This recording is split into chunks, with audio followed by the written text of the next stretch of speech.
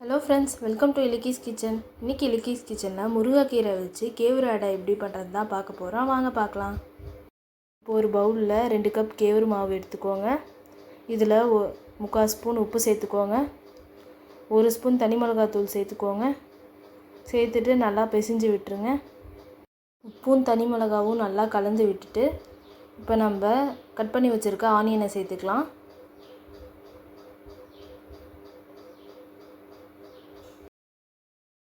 இப்போ தேவையான அளவுக்கு முருங்கைக்கீரை எடுத்துக்கோங்க. உங்களுக்கு எவ்வளோ போடணும்னு நினைக்கிறீங்களோ அவ்வளோ போட்டுக்கோங்க.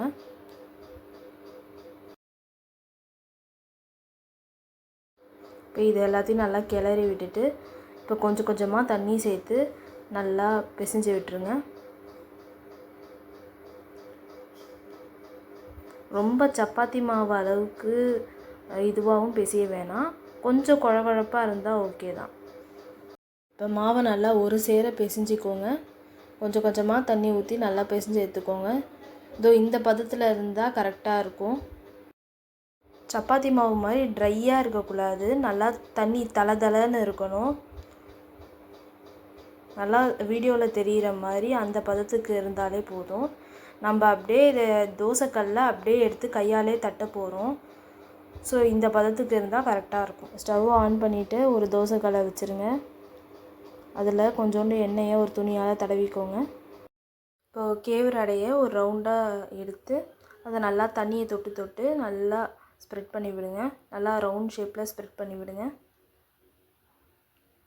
தண்ணியை தொட்டு தொட்டு பண்ணக்குள்ளே என்ன ஆகும்னா நல்லா மெலிசாக வரும். நீங்கள் வெறும் கையாலே பண்ணிங்கன்னா அப்படியே மொத்தமாகவே இருக்கும். இது சாப்பிடக்குள்ளே சாஃப்டாக இருக்காது, ரொம்ப கடிக்க கஷ்டமாக இருக்கும் சாப்பிடவே. இப்போ எண்ணெயை நல்லா சுற்றிலும் ஊற்றி விடுங்க. உள்ளேயும் ஊற்றி விட்டுருங்க. அப்போ தான் உள்ளே நல்லா சாஃப்டாக வரும்.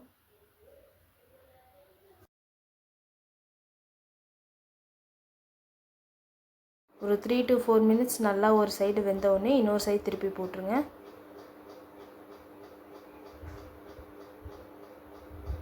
ஸ்டவ்வில் நல்லா மீடியம் ஃப்ளேமில் வச்சு பண்ணிக்கலாம். ரொம்ப லோ ஃப்ளேமில் வச்சு அடை சுடணுன்னு அவசியம் இல்லை. அவ்வளோதாங்க, ஒரு சூப்பரான அடை ரெடி ஆகிடுச்சு. நீங்களும் உங்கள் வீட்டில் செஞ்சு பார்த்துட்டு எப்படி இருக்குன்னு லைக் பண்ணுங்கள், கமெண்ட் பண்ணுங்கள், ஷேர் பண்ணுங்கள். கண்டிப்பாக இலக்கீஸ் கிச்சன் சேனலை சப்ஸ்கிரைப் பண்ணுங்கள். தேங்க்யூ ஃபார் வாட்சிங்.